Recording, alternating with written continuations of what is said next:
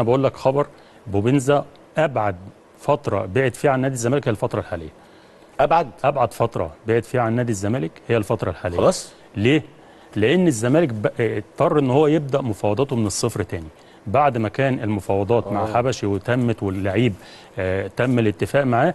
دخل الوكيل الفرنسي واكد ان اللعيب يمتلك وكاله معاه وان هو لازم الصفقه تتم عن طريقه. وعايز اقول لك ان الموضوع ده بالذات حساس عند نادي الزمالك وجمهوره. ليه؟